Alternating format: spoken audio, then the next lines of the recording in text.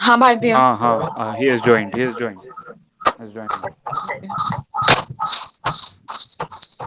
बोल दो, थोड़ा टेक्निकल ग्लिच था ना, बता दो। ओके।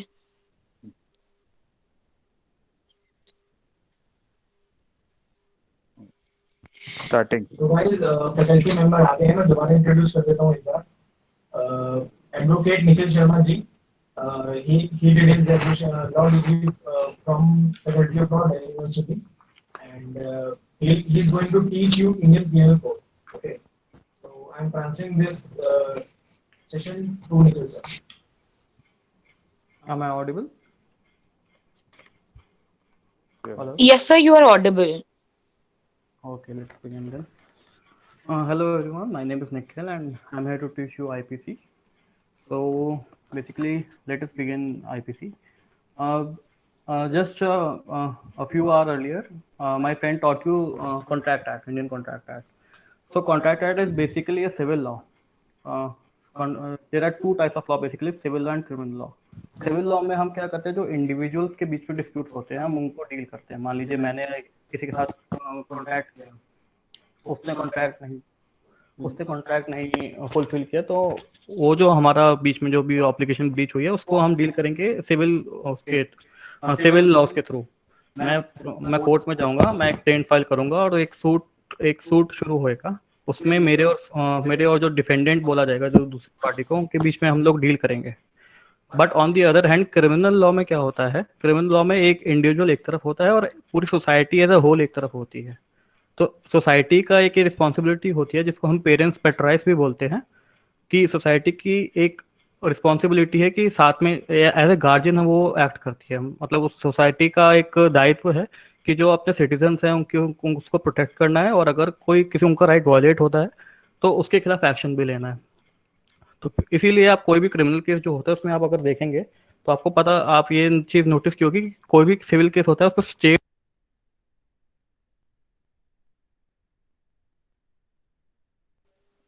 निखिल सर म्यूट हो गया है। Hello. Hello. Excuse me, somebody has just muted the teacher. So whoever has done it, I would request him to kindly refrain from doing so again, or else whoever does this will be removed from the class. Remove the person, अगर ऐसा होता है तो। Am I audible now? Yes, sir, you're audible.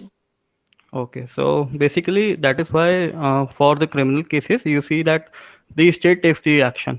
तभी आप criminal cases में देखेंगे को जो भी केसेस होते हैं उसमें आप जो साइटेशन होती है केस की, state of Delhi, state of, अभी जैसे जेसिका लाल का भी केस था, state of Delhi versus Manu Sharma था।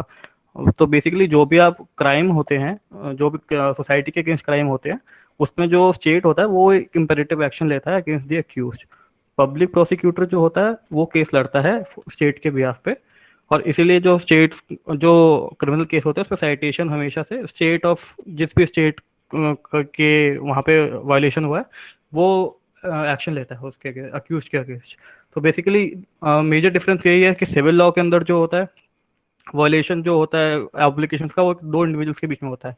मान लीजिए मैंने किसी को, मैं एक बिल्डर हूँ, मैंने किसी के लिए बोला कि मैं आपका घर बना के दूंगा 1 महीने के अंदर अंदर, 1 साल के अंदर अंदर। मैं 1 साल में नहीं बना पाया, तो जो दूसरा बंदा है, मैंने कॉन्ट्रैक्ट ब्रीच किया तो मेरे खिलाफ कोर्ट में जा सकता है। और ऐसे ही, लेकिन ये हो गया सिविल केस। लेकिन अगर क्रिमिनल केस, मान लीजिए मैंने किसी बंदे को पे फायर किया, उसको चोट लगी या उसकी डेथ हो गई, तो ये मैंने एक ऑफेंस किया है, ये क्रिमिनल एक्शन लिया जाएगा मेरे केस, और ये जो क्रिमिनल एक्शन है वो स्टेट लेगी। तो बेसिकली मेजर डिफरेंस ये है, सिविल लॉ दो इंडिविजुअल्स के बीच में डील करता है, क्रिमिनल लॉ एक इंडिविजुअल और सोसाइटी के बीच में डील करता है। और एक और रीज़न क्रिमिनल लॉ में जो सोसाइटी इसलिए एक्शन लेती है क्योंकि जो हम मानते हैं कि जब भी कोई ऑफेंस होता है तो उसमें सिर्फ विक्टिम ही इफेक्ट नहीं होता है, एज ए सोसाइटी इफेक्ट हो, पूरी की पूरी सोसाइटी का पे मेंटल ट्रॉमा आता है उस चीज़ का। मान लीजिए किसी का मर्डर हो गया तो सिर्फ वो विक्टिम या उसके फैमिली मेम्बर से ही इफेक्ट नहीं हुआ, पूरी की पूरी सोसाइटी जो है उसको अफेक्ट हुआ उस चीज़ से। तो इस वजह से सोसाइटी एज अ होल उस अक्यूज के खिलाफ एक्शन लेती है, उसको पनिश करने के लिए पब्लिक प्रोसिक्यूटर केस किया जाता है पब्लिक प्रोसिक्यूटर के थ्रू। तो बेसिकली अब आईपीसी पे आते हैं। आईपीसी भी आपका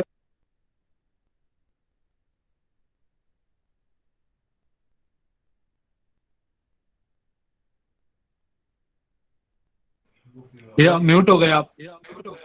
हाँ, अब आ रही है वॉइस? शैलेंद्र एक बार ढंग से बता दो ना। हाँ हाँ भैया। हाँ जी। तो बेसिकली आईपीसी जो है आपका एक पब्लिक लॉ है, उसको हम सीआरपीसी के साथ पढ़ जाता है। एक और डिस्टिंक्शन यहाँ पे आती है सब्सटैंटिव लॉ और प्रोसीजरल लॉ की। आप ये अगर साथ साथ नोट करते रहेंगे तो आपके लिए सही रहेगा। बाकी मैं आपको इसके शॉर्ट नोट्स आप प्रोवाइड कर दूंगा, आपको बाद में मिल जाएंगे। सब्सटैंटिव लॉ क्या होते हैं? जो आपके राइट्स एंड ड्यूटीज बताते हैं। दो तरह के राइट्स होते हैं, substantive and procedural. SUBSTANTIVE, substantive, and second one procedural, PROCEDURAL। जो आपके सब्सटैंटिव लॉ होते हैं वो आपको सब्सटेंस आपके राइट्स एंड ड्यूटीज बताते हैं आपको, जैसे आपके क्या राइट्स हैं, आपकी क्या लाइबिलिटीज हैं, क्या आप हाँ, substantive law and procedural law, क्या क्या आपके राइट्स हैं और क्या क्या आपकी ड्यूटीज हैं, क्या क्या आपके ऑब्लिगेशंस हैं। जैसे कि आईपीसी में हो गया आपका, जैसे आपके खिलाफ कोई मर्डर करता है तो आपका एक जैसे आपके को कोई ग्रीवियस हर्ट करता है, आपको कोई चोट पहुंचाता है, आपको कोई भी अगर चोट पहुंचाता है तो फिर वो आपका एक राइट ब्रीच कर रहा है, क्योंकि आपका राइट है, आपके कोई भी बिना आपके कंसेंट के आपको टच नहीं कर सकता या फिर आपको क्षति नहीं पहुंचा सकता, चोट नहीं पहुंचा सकता। अब तो आपका सब्सटैंटिव लॉ आपका वायलेट हुआ। वो सब्सटैंटिव लॉ को आप रेमेडी कैसे लेंगे? उसके लिए आप लेंगे प्रोसीजरल लॉ। वो प्रोसीजर बताएगा आपको। जैसे मैंने बताया, दो तरह के लॉ होते हैं, substantive law and procedural law. तो सब्सटैंटिव लॉ आपको राइट्स देता है एंड प्रोसीजर लॉ आपको प्रोसीजर देता है, वो कि आप वो रेमेडी कैसे अवेल करें। जैसे कि मेरे कोलीग ने आपको बताया, ओबी जैसे भी रेमेडियम आपको पिछली क्लास में बताया गया था कि जहाँ पे एक राइट है वहाँ पे रेमेडी भी है। अगर आप राइट के साथ रेमेडी नहीं देंगे तो आपके राइट बिल्कुल बेकार हो जाएगा, क्योंकि राइट का कोई फायदा ही नहीं रहेगा कि अगर आपके पास राइट है लेकिन आप उसको इन्फोर्स नहीं करा सकते। तो उसी राइट को इन्फोर्स कराने के लिए प्रोसीजरल लॉज होते हैं।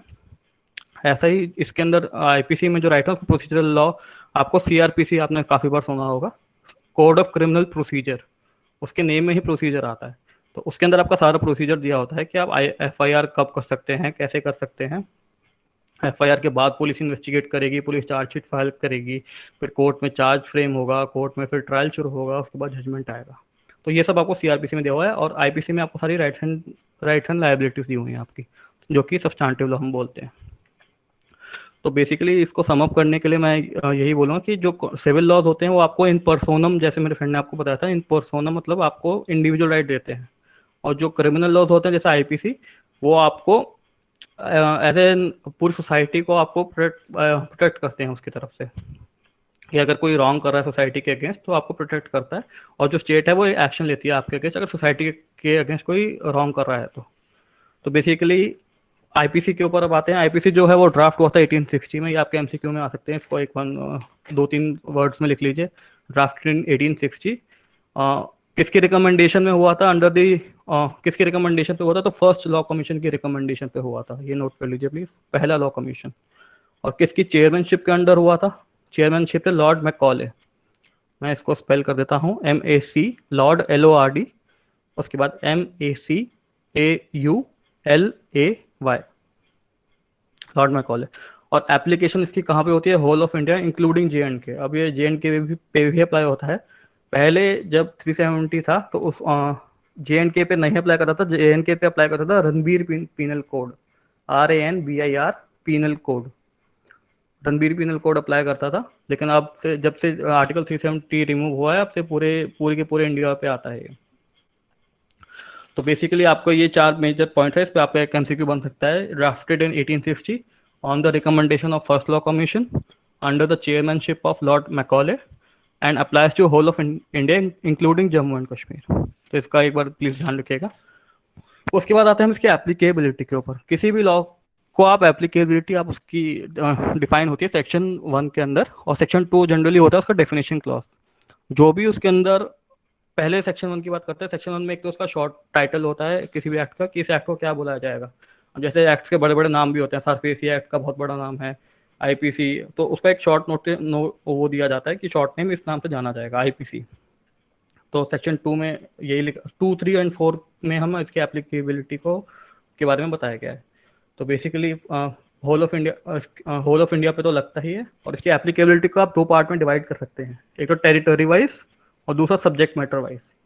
पहला टेरिटरी वाइज में इसका मतलब ये हुआ कि किस टेरिटरी की किस क्षेत्रफल क्या होगा इसका, टेरिटरी क्या होगी इसकी पूरी, मतलब इंडिया पे लगेगा, इंडिया के बाहर कोई अगर है तो लगेगा, इंडियन एम्बेसी पे लगेगा, या कहाँ कहाँ लगेगा, तो उसको बोला जाता है टेरिटोरियल एप्लीकेशन। इसको दो पार्ट में बाइफरकेट कर लीजिए प्लीज।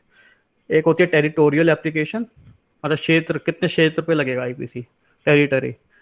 और दूसरी होती है सब्जेक्ट मैटर, किस किस आदमी पे ये लगेगा। मान लीजिए कोई फॉरेन सिटीजन जो इंडियन सिटीजन नहीं है उस पर लगेगा या नहीं लगेगा, या फिर कोई फॉरेन सिटीजन इंडियन सिटीजन बाहर क्राइम करता है उस पर लगेगा नहीं लगेगा, तो उसको हम बोलते हैं सब्जेक्ट मैटर। तो टेरिटरी वाइज तो मैंने जैसे आपको बताया कि होल ऑफ इंडिया इंक्लूडिंग जे लगेगा, जो अभी मैंने आपको थोड़ी देर पहले बताया।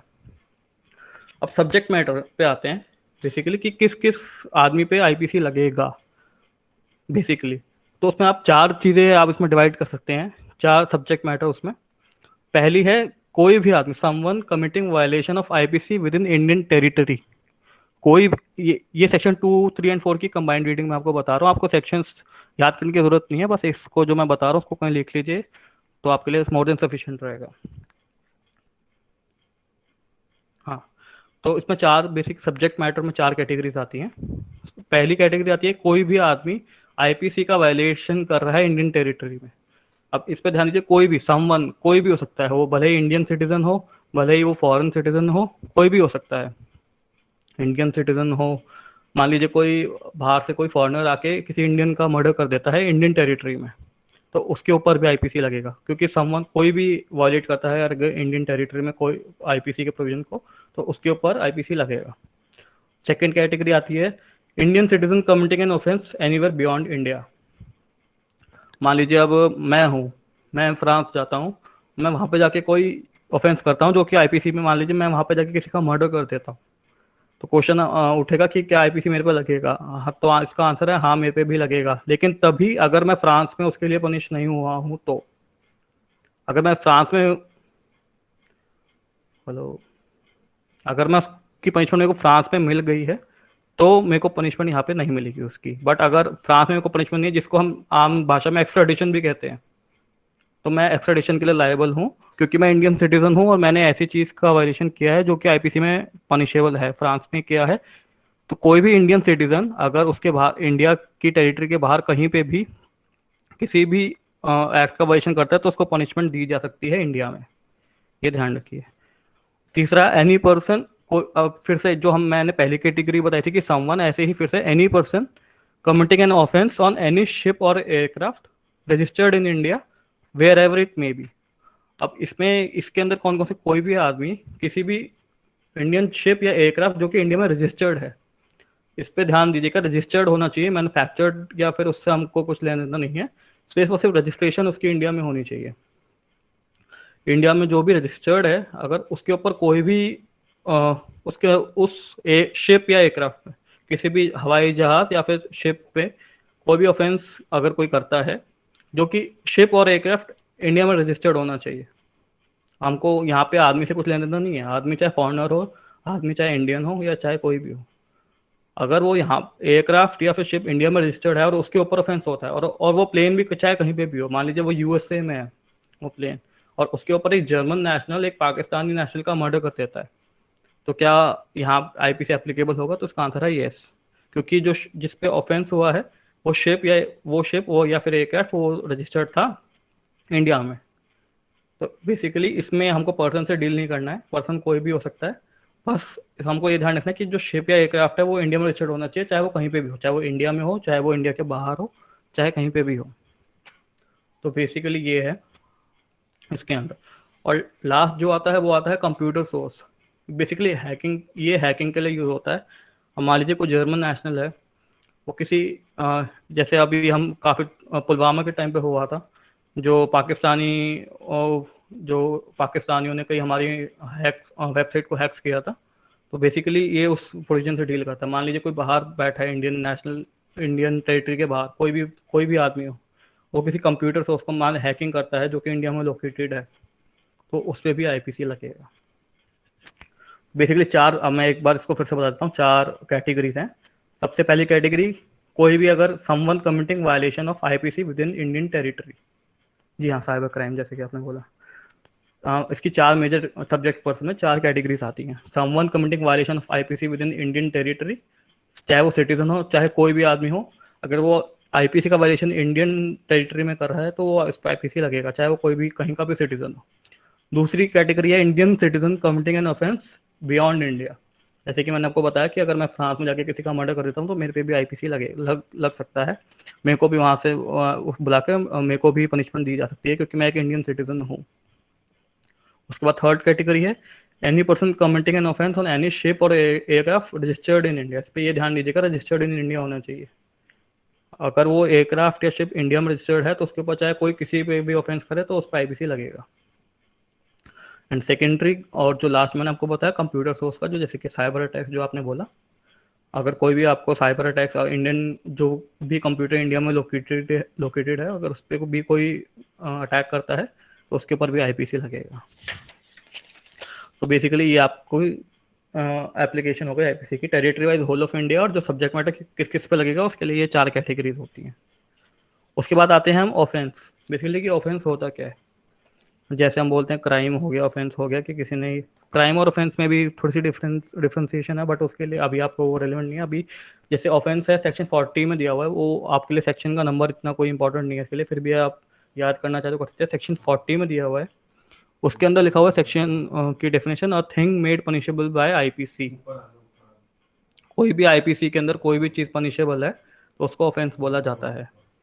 आईपीसी में जैसे मान लीजिए ग्रीवियस हर्ट हो गया, कल्पेबल होमिसाइड हो गया, मर्डर हो गया, कुछ भी हो गया तो उसको आईपीसी में पनिशेबल है तो वो ऑफेंस माना जाता है। ऐसा सेक्शन 40 में लिखा हुआ है, और उसके अंदर कुछ स्पेशल और लोकल लॉज भी इंक्लूडेड होते हैं, बट वो अभी आपके एंट्रेंस के लिए इतना ज़रूरी नहीं है।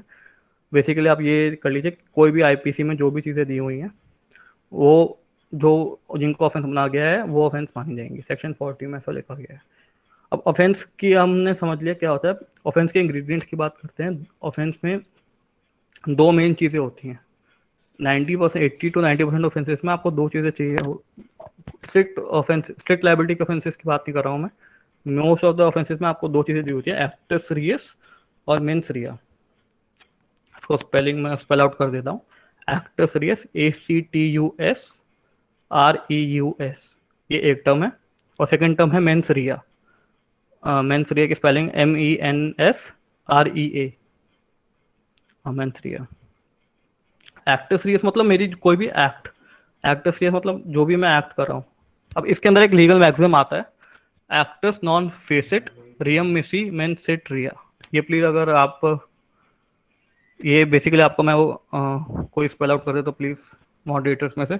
Acts non facit actus NON space facit FACIT space reum REUM space misi MISI space mens MENS space sit SIT space rea REA।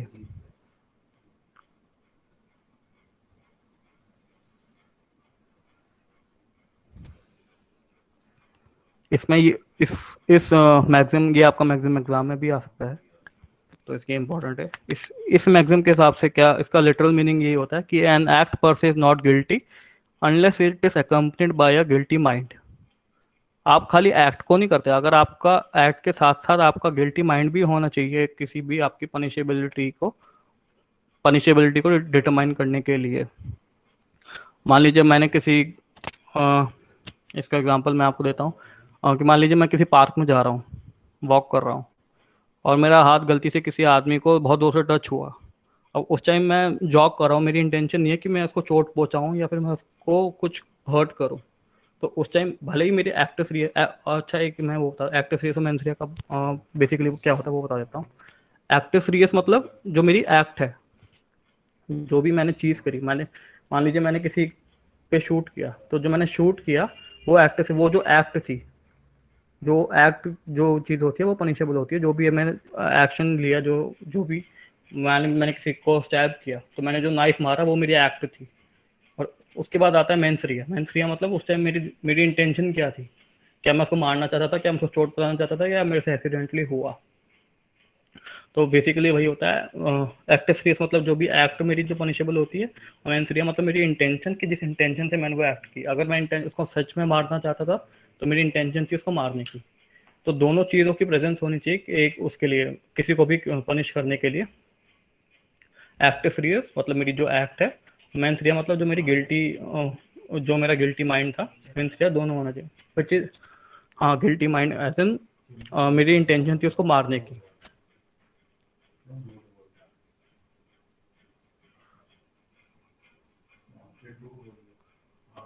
अगर इंटेंशन, हाँ बेसिकली मैं इसी पे आ रहा हूँ, इंटेंशन ना हो तो नो ऑफेंस। कुछ ऑफेंसेस होते हैं जो स्ट्रिक्ट लायबिलिटी ऑफेंस होते हैं, उसमें आपका मेंस रिया जरूरी नहीं है, जैसे कि रेप का ऑफेंस हो गया। आप रेप के ऑफेंस में कभी भी ये डिफेंस नहीं ले सकते कि मेरी इंटेंशन नहीं थी रेप करने की। कुछ ऑफेंस ऐसे होते हैं कि जिसमें आपका मेंस रिया रिक्वायर्ड ही नहीं होता है, स्ट्रिक्ट, उनको हम बोलते हैं स्ट्रिक्ट लायबिलिटी ऑफेंसेस। तो उन ऑफेंसेस के अंदर आपको ना कोई मेंस रिया चाहिए होता है, बस आपकी एक्टिव सीरियस ही पनिशेबिलिटी होती है। आपकी मेंसरिया अज्यूम कर ली जाती है कि आपकी वो मेंसरिया थी। और जैसे आम उसका सुनते हैं 304 एक के केसेस सुनते हैं, 304 ए में जैसे मान लीजिए कोई ड्रंक ड्राइविंग कर रहा है, या फिर अब वो कह दे कि मेरी तो इंटेंशन नहीं थी उसको मारने की, लेकिन हम ऐसे स्ट्रिक्ट ऑफेंसेस में, क्योंकि इतने बड़े ऑफेंसेस होते हैं, तो उसमें हम नहीं मानते कि आपकी इंटेंशन, आपकी ज़रूरत ही नहीं होती, आपकी बस एक्ट ही बहुत होती है। जी हाँ, वाइजैक गैस लीक मैटर जो आपने बोला, बिल्कुल सही बोला। तो कई चीज़ों में स्ट्रिक्ट लायबिलिटी मानी जाती है उसमें आप, बट ऐसे ऑफेंसेस काफ़ी कम होते हैं। ज़्यादातर केस में मर्डर में, जैसे मर्डर में हो गया, मर्डर में आपकी इंटेंशन, एक्टिव सीरियस, मेंसरिया दोनों चाहिए होता है। तो एक क्राइम जो होता है वो इन दो चीज़ों से बना होता है, एक्टिव सीरियस और मेंसरिया।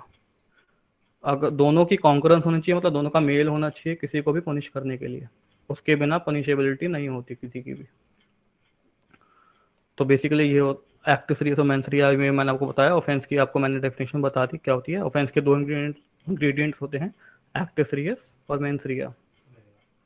मतलब मेरी एक्ट और उसके ऊपर से मेरा गिल्टी माइंड, दोनों की कंपनी होता है, तब किसी की भी पनिशेबिलिटी होती है। दोनों का कॉन्करेंस होना चाहिए। जो लीगल मैक्सिम है ये आता भी आपके एग्जाम में, तो ये लिख लीजिएगा। उसके बाद आते हैं हम, ये आपकी बेसिकली वो हो गई, आपकी लायबिलिटी ऐसे डिटरमाइन होती है, एक्टिव सीरियस प्लस मेंसरिया। और ऑफेंस, अगर कोई भी ऑफेंस आपका फुलफिल हो रहा है तो आपकी कल्पेबिलिटी यानी कि आपकी लायबिलिटी उसके ऊपर डिटरमाइन हो जाती है। उसके बाद आते हैं हम, अभी हमारा बहुत बड़ा एक टॉपिक है, जनरल एक्सेप्शंस। जनरल एक्सेप्शंस क्या होती हैं? बेसिकली सेक्शन 76 टू 106 में दी हुई हैं और चैप्टर 4 में होती हैं। ये चैप्टर, ये आप इसके ऊपर भी क्वेश्चन आया हुआ है, चैप्टर 4 ऑफ आईपीसी, इसके ऊपर भी आपका एक क्वेश्चन आता है। सेक्शन 76 टू 106 और चैप्टर 4, इसको लिख लीजिए please. Section repeat, section 76 to 106, 76 से लेके 106 के बीच में ये आपकी जनरल एक्सेप्शन दी हुई है। और चैप्टर नंबर 4 लिख लिया सबने, 76 टू 106 एंड चैप्टर 4। नेम कौन सा रिपीट करना आपको? जनरल एक्सेप्शंस बोला जाता है इनको, जनरल एक्सेप्शंस।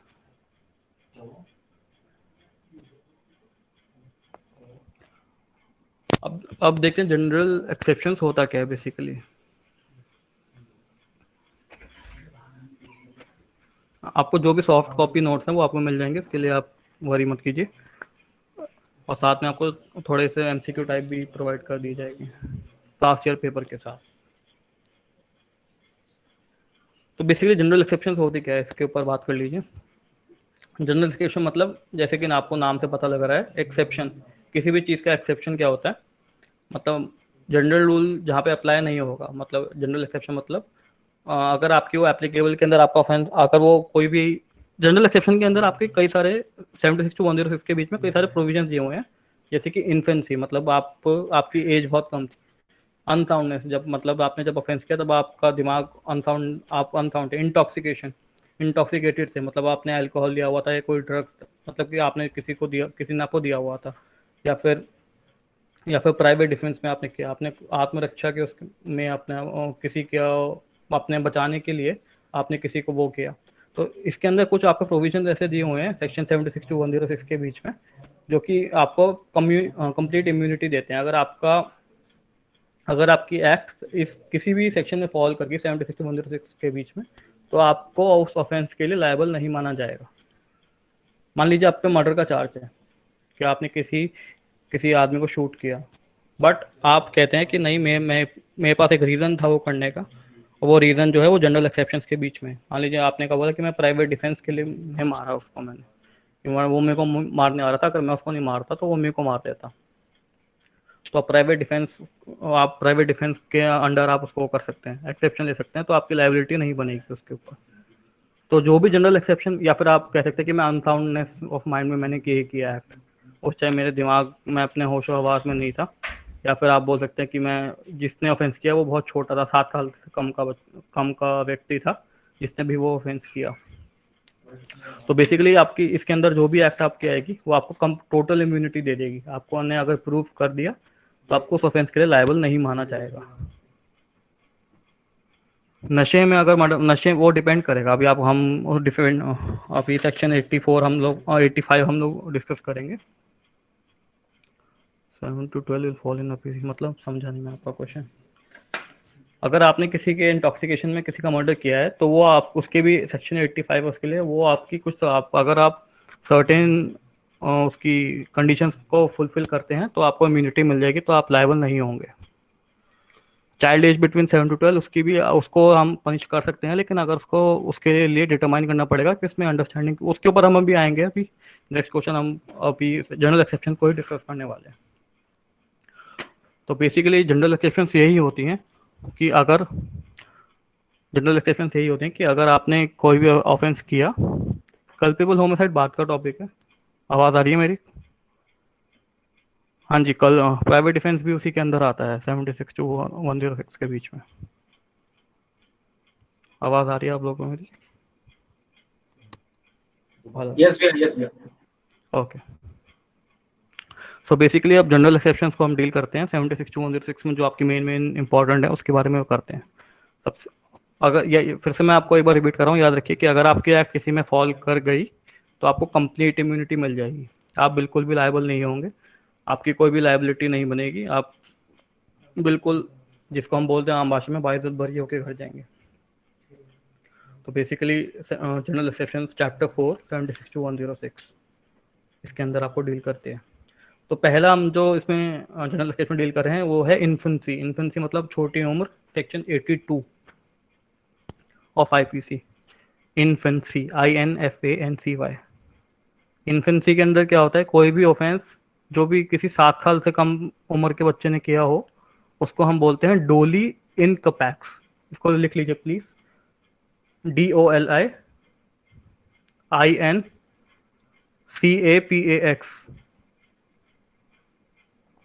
डोली इनकपैक्स। फिर से मैं रिपीट कर रहा हूँ, DOLI स्पेस INCAPAX। हाँ जी, डोली इनकपैक्स नहीं, डोली, हाँ जी, इनकपैक्स एक सिंगल वर्ड है, इसमें स्पेस नहीं आएगा। इसका मतलब होता है he is incapable of committing a crime. Law एक एडवांटेज देता है, एडवांटेज कहिए या एज्यूम करता है कि कोई भी अगर 7 साल से कम का व्यक्ति है या बच्चा, बोलिए बच्चा है 7 साल से कम का है, तो उसमें इतनी समझ नहीं है कि वो अपने एक्ट को समझ सके वो क्या कर रहा है, उसके अंदर इतनी अंडरस्टैंडिंग नहीं है उसकी एज की वजह से, उसका दिमाग अभी इतना विकसित नहीं हुआ है कि वो सही और गलत में डिफरेंस कर पाए। तो अगर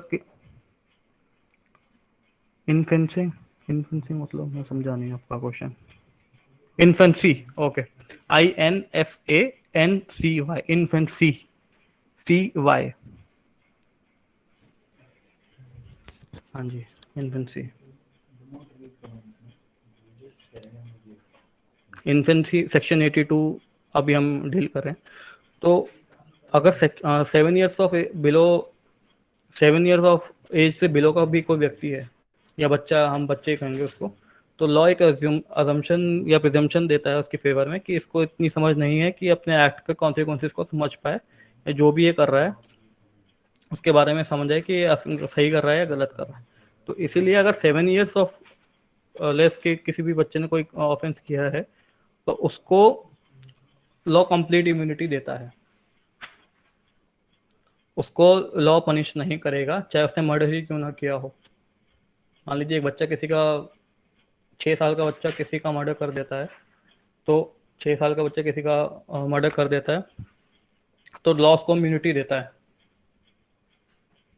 तो लॉ उसको इम्यूनिटी देता है। उसको एक मेरे को मॉडरेटर्स ने बोला कि क्वेश्चन आंसर हम बाद में ले लेंगे प्लीज़, तो क्वेश्चन आंसर के लिए अभी हम लास्ट में लेते हैं। तो सेक्शन 82 पे वापस आते हैं। बिलो 7 ईयर्स ने अगर किसी ने किया है तो उसको कंप्लीट इम्यूनिटी मिल जाएगी। अगर किसी 6 साल के बच्चे ने किसी का मर्डर कर दिया तो उसको कंप्लीट इम्यूनिटी है, उसको लॉ पनिश नहीं करेगा बिल्कुल भी, उसको कंप्लीट इम्यूनिटी मिल जाएगी। उसके बाद आते हैं सेक्शन 83, जो उसका अगला सेक्शन है। 7 साल से ऊपर का बच्चा लेकिन 12 साल से नीचे का बच्चा, 7 साल से ऊपर का बच्चा है अगर, तो उसको पनिश, अगर उसने कोई क्राइम किया है तो उसको पनिश किया जाएगा या नहीं किया जाएगा। इस पे भी एक क्वेश्चन उठेगा कि उसमें भी मैच्योरिटी अंडरस्टैंडिंग कम है, तो इसके लिए लॉ ने इसमें भी उसको उसमें पनिश किया जा सकता है। लेकिन इसमें जो है कोर्ट ये तय करेगा कि कोर्ट को चेक करेगा कि जब उस व्यक्ति ने क्राइम किया तो उसमें अंडरस्टैंडिंग थी या नहीं थी, उसने किस सर्कमस्टांसेस में ऑफेंस किया, उसको क्या कंडक्ट, वो जो एक्ट कर रहा है उसको कॉन्सिक्वेंसेस पता थे कि वो क्या कर रहा है, क्या नहीं करने, मतलब क्या करने जा रहा है और उससे क्या हो जाएगा। तो उसको उसमें आप जैसे अगर आपके पास वेयर एक्ट है और सेक्शन 83 आप देखेंगे तो उसमें लिखेगा not punishable only if he has not attained sufficient maturity to understand the nature and consequences of his conduct. उसको तभी पनिश किया जाएगा कि अगर उसको समझ थी वो कि वो जो कर रहा है वो गलत कर रहा है और वो उसको समझ पा रहा था। तो इम्यूनिटी वो depend on the facts and circumstances of the case. Immunity आपकी कंप्लीट इम्यूनिटी नहीं है इसमें। Please repeat. Okay, he would not,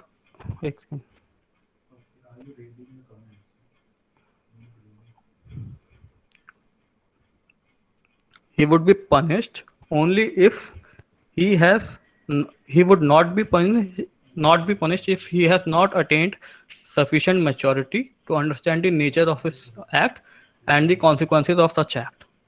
अगर उसको समझ नहीं थी उस टाइम पे तो ही सिर्फ उसको पनिश किया जाएगा, सॉरी तो नहीं किया जाएगा। उसको समझ थी कि वो क्या कर रहा है और उसको अपने कंडक्ट के बारे में पता था तो उसको पनिश किया जा सकता है। और अगर उसको तो, और ये तो बेसिकली ये facts and circumstances of the case पे डिपेंड करेगा कि अगर उसको कोर्ट डिटरमाइन करेगा। इसके लिए आप कोई फॉर्मूला नहीं कर सकते, ये वेरी करेगा facts and circumstances of her each case के हिसाब से। तो सेक्शन 82 का अंदर हम वो जो मैंने आपको बताया डोली इनकपैक्स, मतलब सेक्शन 82 का आपको कंप्लीट इम्यूनिटी है और सेक्शन 83 में आपको पार्शियल इम्यूनिटी है। जो इम्यूनिटी है वो आपकी डिपेंड करेगी कि fact and circumstances of the case के हिसाब से, सेक्शन 83 में जो भी है। और उसके बाद तो 82 एंड 83 इन्फेंसी के ऊपर भी आपको एक क्वेश्चन आता है कि 8 साल के बच्चे ने या फिर 6 साल के बच्चे ने अगर कोई किसी का वो कर दिया तो आपको यही देखना कि अगर उसकी एज 7 साल से कम है तो उसको कंप्लीट इम्यूनिटी मिलेगी, और 7 से 12 की है तो तभी मिलेगी कि अगर उसने को अपने जो उसने एक्ट किया उसके कॉन्सिक्वेंसेस के बारे में पता था, तो ही उसको पनिशमेंट मिलेगी 83 के अंदर। अगर 7 से 12 और 12 के ऊपर कोई इम्यूनिटी नहीं है, 12 के ऊपर अगर कोई कुछ भी करता है तो उसको नॉर्मल लायबिलिटी बनेगी उसकी। यहाँ पे कोई इसको एक्सक्यूज नहीं मिलेगा। अगर उसने ऑफेंस के इंग्रेडिएंट्स वो फुलफिल करता है तो उसको पनिश किया जाएगा नॉर्मल किसी भी व्यक्ति की तरह 12 साल से ऊपर वाले को। You do not need to memorise the section, basically इसमें आपको इतने सेक्शन आते नहीं हैं। सेक्शन अभी आपको इतने एक्सपेक्ट नहीं करते हैं कि सेक्शन नहीं आते इसके बारे में, तो अभी सेक्शन आप स्किप कर सकते हैं। कुछ हैं सेक्शन, जैसे 3 मर्डर का तो आपको पता ही होगा 300 है, 302 में उसकी पनिशेबिलिटी है। अब अगला एक और एक्सेप्शन इसमें लेते हैं, सेक्शन 84। अगर अंडर 7 ईयर्स है तो आप कुछ भी हो, चाहे कुछ भी हो, तो उसको पनिश नहीं किया जाएगा, चाहे कुछ भी हो, चाहे वो पता ही हो, उसको पता ही हो कि मैं मर्डर करने जा रहा हूँ। लेकिन लॉ एक बेनिफिट ऑफ डाउट उसको दे देता है, उसको बिल्कुल भी पनिश नहीं किया जाएगा किसी भी चीज़ के लिए। अगर 7 साल से कम का है तो सिर्फ तभी। चलिए अब अगली एक वो लेते हैं, अगली एक सेक्शन लेते हैं, section 84 act of a person of unsound mind, जिसको हम आम भाषा में कहते हैं कि जैसे हम बोलते हैं आम भाषा में कि कोई पागल व्यक्ति है, जैसे हम बोलते हैं उसको हम लॉ ने टर्म दिया person of unsound mind, act of a person of unsound mind. तो इसमें 3 बेसिकली आपके वो हैं इंग्रेडिएंट है सेक्शन के। Act at the time of doing of the act, जब वो व्यक्ति वो काम कर रहा था जो जिसके लिए उसको पनिशमेंट दी जा रही है, उससे ना उससे पहले ना उसके बाद में, उस टाइम पे जब वो एक्ट की जा रही थी। मान लीजिए किसी उस पर इल्जाम है कि इसने किसी को चाकू से मारा, तो जब वो चाकू मार रहा था उस टाइम पे उसकी दिमाग में अनसाउंडनेस की वजह से, उसी टाइम पे उस अनसाउंडनेस की वजह से उस व्यक्ति को केपेबल नहीं था अपने एक्ट के कॉन्सिक्वेंस समझने में कि वो क्या कर रहा है, और वो जो भी कर रहा है बट जो वो कर रहा है वो गलत है या फिर रॉन्ग है या कॉन्ट्रेरी टू लॉ है। इसमें 3 आपके इंग्रेडिएंट्स हैं basically, eight the time of doing of the act, उसको करते टाइम, ना उससे पहले ना उसके बाद में। मान लीजिए हम किसी को मैं चाकू मार रहा हूँ और मैं अनसाउंडनेस का प्ली ले रहा हूँ, तो मेरे को प्रूव करेगा कि जब मैं चाकू मार रहा था उस टाइम मेरे को अनसाउंडनेस थी। अगर मेरे को वैसे ही कोई कंडीशन है लेकिन उस टाइम मैं चाकू मार रहा था, उस टाइम मेरे को अनसाउंडनेस नहीं थी, तो मैं पनिशेबल रहूंगा उसके लिए, तो मेरे को पनिशमेंट मिलेगी at the time of doing of the act, not before not afterwards. At the time of doing of the act by reason of unsoundness of mind, मेरी अनसाउंडनेस की वजह से जो मैं काम कर रहा था मेरे को, मैं इनकेपेबल हो गया उसका कंडक्ट, उसके कॉन्सिक्वेंसेस समझने में, या फिर जो भी मैं कर रहा हूँ वो मैं गलत कर रहा हूँ, या फिर what I am doing is wrong और कॉन्ट्रेरी टू लॉ। इसके अंदर ये 3 इसके इंग्रेडिएंट्स हैं। मेरी अनसाउंडनेस की वजह से मेरे को पता नहीं लग पाया, मेरे को अनसाउंडनेस की वजह से मेरे को ये नहीं पता लगा कि मैं जो काम कर रहा हूँ वो गलत काम कर रहा हूँ।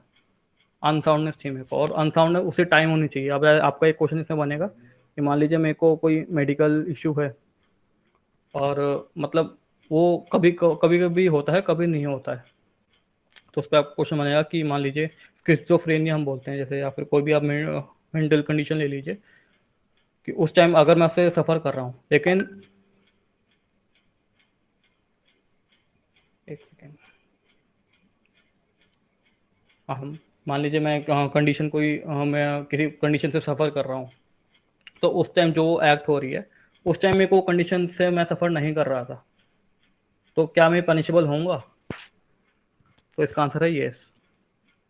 अगर उस टाइम पे मेरे को वो मेंटल कंडीशन नहीं थी तो, और मैंने तब वो एक्ट की, तो मैं पनिशेबल होऊंगा। लॉ बस आपको तभी बचाता है कि आपने वो जो एक्ट था वो उसके इन्फ्लुएंस में किया, आपने अनसाउंडनेस के इन्फ्लुएंस में किया वो एक्ट, तभी आपको डिफेंस मिलेगा, वरना आपको डिफेंस नहीं मिलेगा। इसका कॉज अनसाउंडनेस होना चाहिए। एक सेक्शन 84 आपको कॉज एंड इफेक्ट रिलेशनशिप बताता है। आपका कॉज क्या है? अनसाउंडनेस। और उस कॉज का इफेक्ट क्या हो रहा है कि आप जो एक्ट कर रहे हैं उसका आपको नेचर समझ में नहीं आ पा रहा है, उसको जो भी आप एक्ट करने जा रहे हैं। You were rendered incapable of knowing the nature of the act, or what you were doing was either wrong or contrary to law because of your unsoundness. आपको ऐसी अनसाउंडनेस हो गई थी, उसकी वजह से आप समझ नहीं पाए आपका एक्ट का कॉन्सिक्वेंसेस क्या है। तो सेक्शन 84 आपके अनसाउंडनेस का आपको डिफेंस देता है बेसिकली। उसके बाद एक आपका आता है सेक्शन 84 इंटॉक्सिकेशन, जिस पर भी एक क्वेश्चन भी आया था। इंटॉक्सिकेशन में भी सेम ही इंटरप्रिटेशन है एज ऑफ सेक्शन 84। अब मैं आपको सेक्शन नंबर बोल रहा हूँ बट आपको याद करने की जरूरत नहीं है, आप बस इसके कंसेप्ट से याद रखिए। तो सेक्शन 85 में भी सेम इंटरप्रिटेशन है, पर इसमें जैसे 84 में कॉज था आपकी अनसाउंडनेस, आपके दिमाग में कुछ इश्यू था, आपको मेंटल कोई कंडीशन थी, उसकी वजह से आप एक्ट के कॉन्सिक्वेंसेस समझने में नाकाम थे। इसके अंदर भी सेम थी, बट इसमें कॉज जो है अनसाउंडनेस की जगह है इंटॉक्सिकेशन। और इंटॉक्सिकेशन आप अल्कोहल की भी हो सकती है, किसी भी ड्रग्स की भी हो सकती है, किसी भी चीज़ की हो सकती है।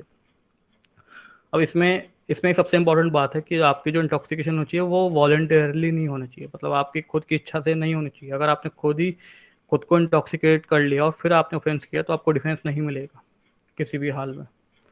जो भी इंटॉक्सिकेशन आपको दी गई थी, आपकी या तो आपकी नॉलेज के बिना दी गई थी या फिर आपके कंसेंट के अगेंस्ट दी गई थी। और मान लीजिए मैं अल्कोहल पी लेता हूँ बहुत ज़्यादा और फिर मैं अपनी सेंस में नहीं रहता और फिर मैं किसी का मर्डर कर देता हूँ, तो वो वॉलंटरी थी, मैंने खुद से अपनी मर्जी से पिया था, तो मेरे को उसका डिफेंस नहीं मिलेगा। लेकिन मेरा अगर कोई फ्रेंड मेरे को ज़बरदस्ती पिला देता है या फिर मेरे मान लीजिए किसी ड्रिंक में मिला दिया, मेरे को पता नहीं लगा और फिर मैंने पी के फिर मैंने कोई ऑफेंस कर दिया, तो मेरे को इसका डिफेंस मिलेगा। तो इसमें सबसे ज़्यादा इंपॉर्टेंट पॉइंट आपको यही है कि जो इंटॉक्सिकेशन है वो वॉलंटरी, मतलब खुद की इच्छा से नहीं होनी चाहिए। अगर आपने खुद की इच्छा से पिया है तो आपको डिफेंस नहीं मिलेगा। लेकिन अगर आपको किसी ने ज़बरदस्ती दिया है या फिर आपको पता नहीं था, आपके नॉलेज के बिना दिया गया है, तो आपको डिफेंस मिल सकता है गिवन टू हिम फोर्सफुली और विदाउट हिज नॉलेज। तो 84 और 85 में, और उसका बाकी की इंटरप्रिटेशन आपके सेम है 84 वाली, कि उसी इंटॉक्सिकेशन की वजह से आपको ये नहीं पता लग पाया कि आप जो कर रहे थे वो गलत था या फिर रॉन्ग था। आपने कॉन्सिक्वेंसेज ऑफ योर एक्ट आप समझ नहीं पाए उस इंटॉक्सिकेशन की वजह से, क्योंकि आप अपने सेंसेस में नहीं थे उस वजह से। तो 84 और 85 आपकी मेंटल कंडीशन जब भी खराब हो तो उसके लिए आपको डिफेंस देता है बेसिकली। अनसाउंडनेस और इंटॉक्सिकेशन जो हम बोलते हैं, अनसाउंडनेस आपकी एक मेंटल कंडीशन से होती है, और इंटॉक्सिकेशन आपको अगर किसी ने अल्कोहल या फिर कोई भी नारकोटिक्स या कुछ भी अगर आपको विदाउट योर नॉलेज या फिर आपकी विल के अगेंस्ट दे दिया हो तो आपको दी जाती है बेसिकली। तो 84 और 80, तो अभी तक हमने डिफेंस तीन जो है जनरल एक्सेप्शन डिस्कस किए हैं। एक तो इन्फेंसी जो मैंने आपको बताया 7 से बिलो का है तो कंप्लीट डिफेंस है। प्लीज म्यूट कर लीजिए, किसी बहुत सारी है। हाँ, तो एक इन्फेंसी का डिफेंस है। दूसरा आपको डिफेंस है 84 एंड 85 का, जो मैंने आपको बताया unsoundness of mind and intoxication का। अगर आपको अनसाउंडनेस हो गई, आपकी कोई मेंटल कंडीशन है और उस टाइम पे आपने कोई भी ऑफेंस किया तो आपको डिफेंस मिल जाएगा। और 85 में आपको इंटॉक्सिकेशन, अगर किसी ने आपकी मर्जी के खिलाफ या आपकी नॉलेज के अगेंस्ट अगर किसी ने आपको अल्कोहल या कोई भी इंटॉक्सिकेंट दे दिया है तो आपको डिफेंस मिल जाएगा। लेकिन आपने अगर वॉलंटरली अपनी खुद की मर्जी से लिया है तो आपको डिफेंस नहीं मिलेगा।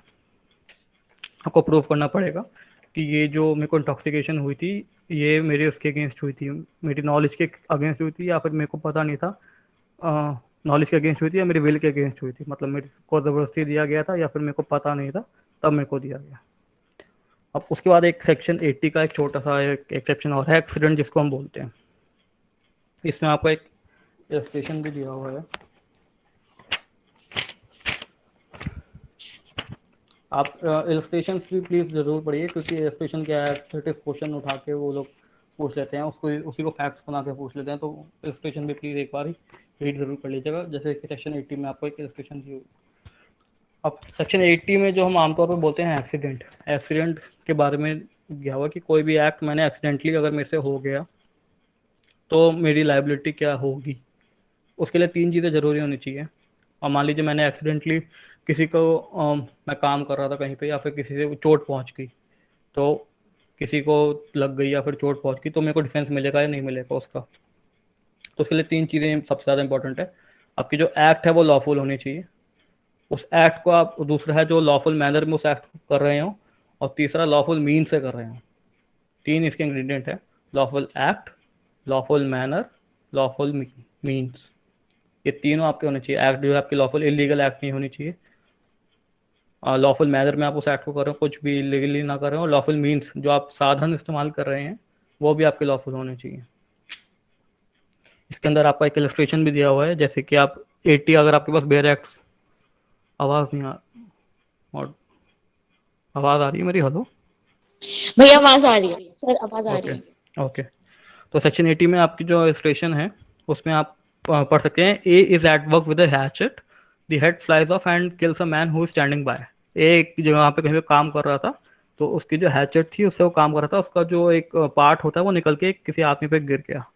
Here, if there was no want of proper caution on the part of A, his act is excusable and not an offense. मान लीजिए उसने पूरे के पूरे प्रिकॉशंस लिए हुए थे, वो मान लीजिए उसने वहाँ पे वार्निंग्स भी लगाई हुई थी और सिक्योरिटी वो भी दिए हुए थे, और जो उसका जो टूल था वो भी ऐसा नहीं था, मतलब कि ख़राब टूल था, वो एक्सीडेंटली वो निकला, वो उसकी कोई गलती नहीं थी उसमें। तो लॉफुल एक्ट थी क्योंकि वो काम कर रहा था, लॉफुल मैनर से कर रहा था, जो टूल्स थे उसके बिल्कुल ठीक थे, और लॉफुल मैनर में कर रहा था कि वहाँ पे वो ट्रेन था और इक्विप्ड था काम करने के लिए, और लॉफुल मीन से वो कर रहा था वो काम, मतलब जो उसका वो था जिससे वो काम कर रहा था, जो भी टूल थे वो लॉफुल थे, कुछ इलीगल काम से नहीं कर रहा था।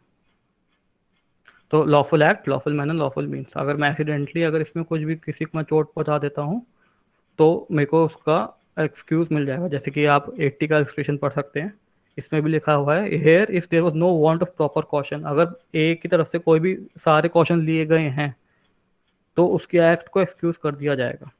उसकी एक्ट पनिशेबल नहीं होगी। तो बेसिकली यही आपका, इसको हम बोलते हैं सेक्शन 80 में एक्सीडेंट।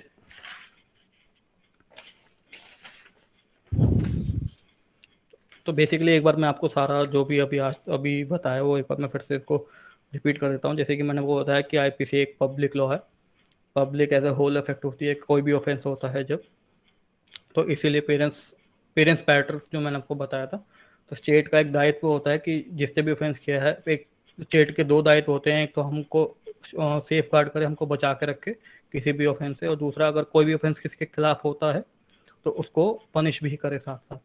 तो इसी वजह से जो भी क्रिमिनल केस होते हैं उसमें आप देखते हैं जो साइटेशन होता है union of India versus dash dash state of Delhi versus dash dash, इसी तरह का आपको साइटेशन देखा जाता है क्रिमिनल लॉ में।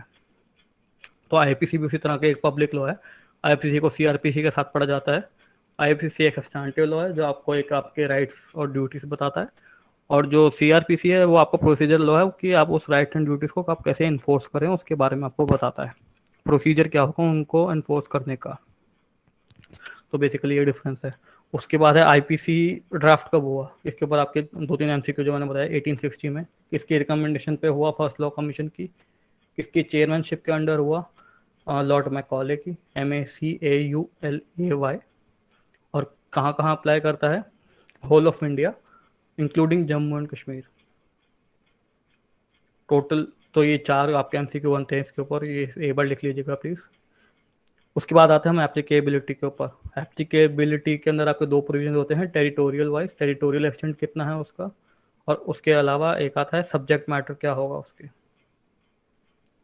इसकी रिकमेंडेशन फर्स्ट लॉ कमीशन की रिकमेंडेशन पे हुआ था, पहला law commission. Applicability of IPC में आपके 2 बताया, टेरिटोरियल एक्सटेंट और सब्जेक्ट मैटर। टेरिटोरियल एक्सटेंट मतलब उसका क्षेत्र कितना होगा, और सब्जेक्ट मैटर मतलब किस किस आदमी पे वो एप्लीकेबल होगा। टेरिटरी का जैसे कि मैंने बताया पूरे के पूरे इंडियन टेरिटरी पे लगता है।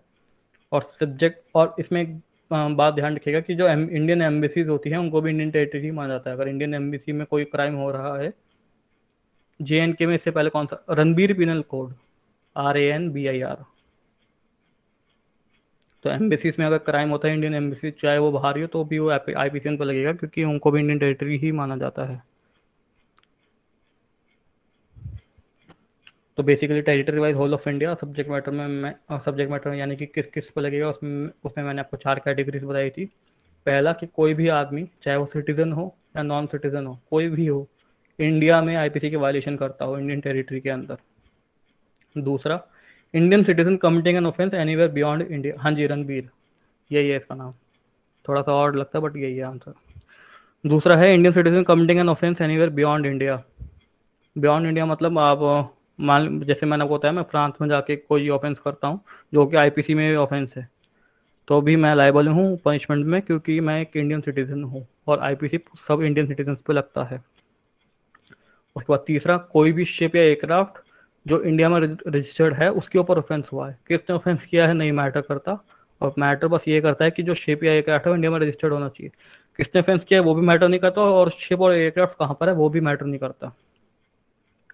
तो बेसिकली यही है, कहाँ पे वो शिप या एयरक्राफ्ट है वो मैटर नहीं करता। मान लीजिए जापान के ऊपर प्लेन है जो इंडिया में रजिस्टर्ड है, और वहाँ पे एक जर्मन ने एक अमेरिकन को मारा, तो भी उनके ऊपर आईपीसी लगेगा क्योंकि शिप या एयरक्राफ्ट इंडिया में रजिस्टर्ड था।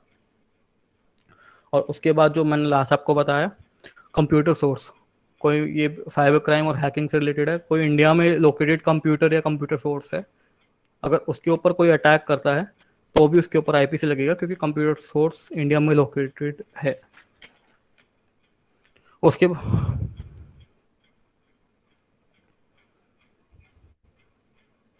नहीं, रशियन एम्बेसी इन इंडिया पे नहीं लगेगा, क्योंकि रशियन एम्बेसी जो है वो वहाँ की, जैसे कि इंडियन एम्बेसी है वहाँ की टेरिटरी मानी जाएगी, ऐसे ही यहाँ पे क्राइम होता है तो वहाँ की टेरिटरी मानी जाएगी। उसके बाद ऑफेंस की डेफिनेशन पे आते हैं। ऑफेंस की जैसे कि मैंने बताया सेक्शन 40 में आपकी डेफिनेशन है, anything made punishable by IPC. IPC में आपको बहुत सारे ऑफेंसेस दिए हुए हैं, hurt, grievous hurt, theft, murder, rape, extortion. तो जो भी चीज़ आपके आईपीसी के अंदर पनिशेबल दी हुई है उसको आप ऑफेंस मानते हैं। ऑफेंस के 2 मेन इंग्रेडिएंट होते हैं, एक्टिव सीरियस और मेंस रिया। एक्टिव सीरियस मतलब एक्टर्स, मेरी जो भी एक्ट थी जो जिससे मैंने जिससे कि मैंने ऑफेंस किया।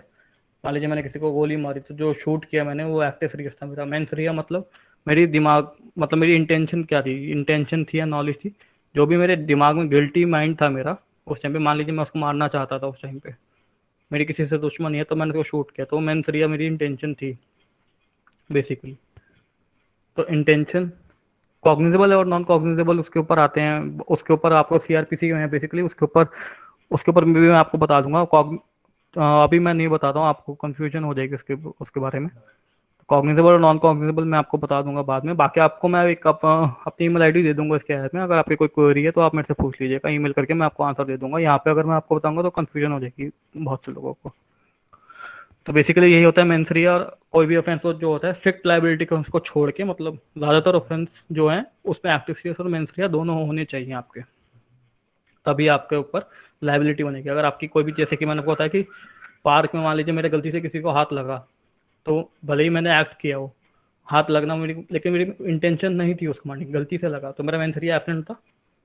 एक्टिव सीरियस भले ही मैंने उसको मारा, लेकिन मेरी इंटेंशन नहीं थी उसको मारने की, गलती से लगा, तो इस वजह से मेरे को मेरी लाइबिलिटी नहीं बनेगी। तो ये जो मैंने आपको एक मैगजीन बताया था, एक्टर्स नॉन फेसिट रियम मिसी मेंसिट रिया, ये भी एक बार याद कर लीजिएगा। और उसके बाद जनरल एक्सेप्शन है आपकी, जो अभी मैंने आपको डिस्कस की, सेक्शन 76 to 106 और चैप्टर 4 एक इसको याद कर लीजिएगा, इस पे क्वेश्चन आया था चैप्टर नंबर के ऊपर, चैप्टर 4।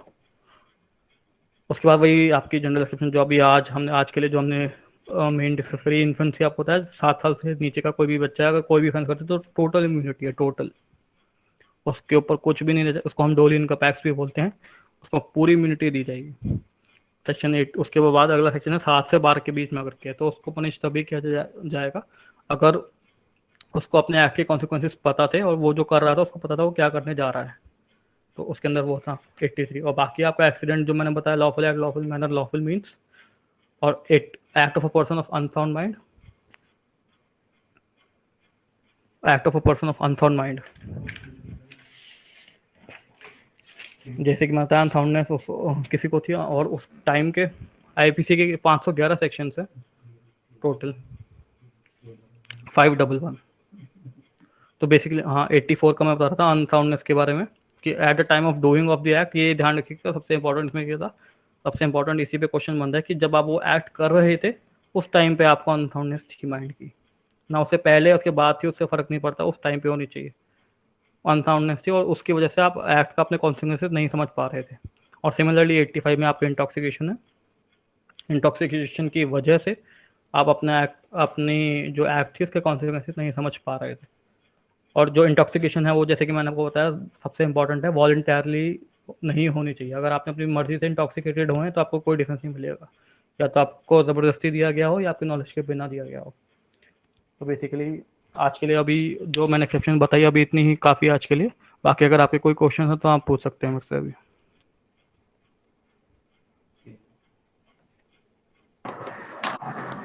जो भी डाउट्स हैं आप शशांक, ले सकते हैं।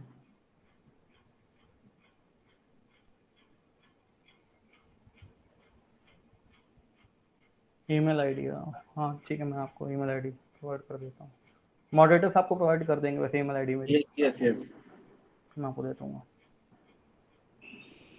आपके अगर इससे भी कोई अलग से डाउट है तो आप मेरे को ईमेल आईडी में बोल दूंगा, आप वहाँ पे पूछ लीजिएगा, क्योंकि यहाँ पे मैं इसलिए नहीं बता रहा, यहाँ पे कंफ्यूजन हो जाएगा। और कॉग्निजेबल वगैरह वो आपका सीआरपीसी से रिलेटेड है, वो मैं आपको बता दूंगा, लेकिन आप ईमेल कर लीजिए, मैं आपको वहाँ समझा दूंगा। Shashank, if you could please bridge the gap, ना शशांक। जी भैया। हाँ सर क्वेश्चन है Doubts यहाँ पे, हो। Infancy and juvenile difference. Infancy में आपके देखिए सेक्शन 7 से आपको में तो आपको कंप्लीट इम्यूनिटी मिल रही है, लेकिन जुवेनाइल्स के लिए जो स्पेशल लॉ है उसको हम स्पेशल लॉ बोलते हैं। वहाँ पे आपको कई तरह इन्फेंसी, अगर आपका कोई 18 से कम का ऑफेंस करता है तो आपको बताते हैं आपको उससे डील कैसे कर सकते हैं। प्रोबेशन में आप उसको भेज सकते हैं, आपसे कम्युनिटी सर्विस करा सकते हैं, या फिर आप उसको एडमोनिशन, या मतलब आप एक बार उसको वार्निंग दे के भी छोड़ सकते हैं। तो उसके अंदर आपके स्पेशल ऑफेंसेस आते हैं। लेकिन अगर 7 साल से अगर कोई नीचे ने किया है तब तो आप उसको कंप्लीट इम्यूनिटी देते हैं।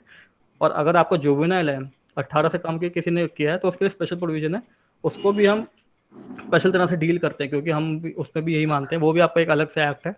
जुवेनाइल जस्टिस एक्ट जिसको हम बोलते हैं, जिसमें निर्भया के जो कॉन्विक्ट था उसको जिसके में छूटा था वो जुवेनाइल जस्टिस एक्ट में ही छूटा था।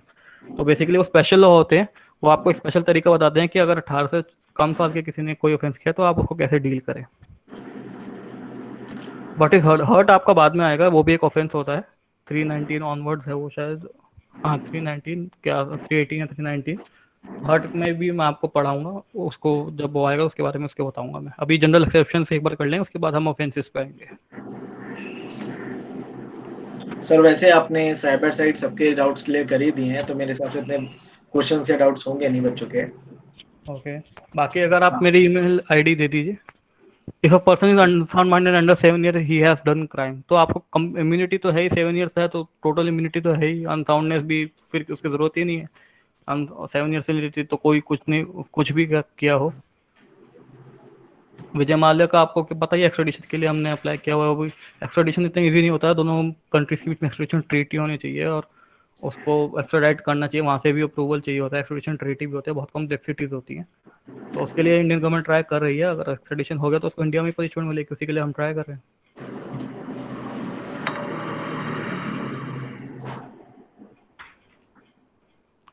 कोई और क्वेश्चन है तो आप बता दीजिए।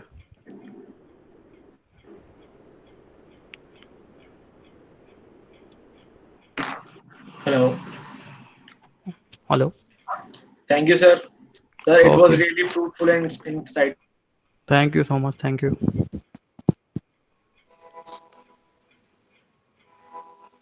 Am I audible? Yes, yes. Thank you, sir. Thank you for giving a precious time. So I think I should end the session. Shashank, please provide. First thing, I would request all of you to be kindly get added on our WhatsApp group. WhatsApp group will work as a platform for sharing all the notes, for sharing all the information that we have to, and for sharing everything. So get yourself added on the WhatsApp group. And we will also provide the email address on the WhatsApp group itself. That's it. She's trying to say something. Actually, you're not audible. Please, you're not audible. Put it on question. Like, put it on message. You're not audible. Chat box में आप message कर Chat दीजिए। box में डालो. और भी कोई doubt है तो आप इस नंबर पे मैसेज कर सकते हैं। And please do not ask about notes and everything in between the classes. हम आपको notes भी provide करेंगे, and after the session ends, like after 15 days, like after 15th हम आपको mocks भी provide करेंगे and worksheet भी we will try to provide. But till the time we will suggest you कि universal से करते रहें जितना हो रहा है। यस। और जो भी बेसिकली जब आप सेशन और क्लास चल रही होती है और उससे रिलेटेड ही क्वेश्चन पूछें, बाद में भी और इन बिटवीन भी। बाकी कोई नोट्स के बारे में, जैसे दी ने बताया मटेरियल के बारे में, या कोई भी आउटसाइड डाउट है तो आप पर्सनली पूछ सकते हैं। ठीक है, आपको यूट्यूब पेज पे, फेसबुक पेज पे नंबर मिल जाएंगे for your doubt clearance. Okay, the anything else और शुड आई नहीं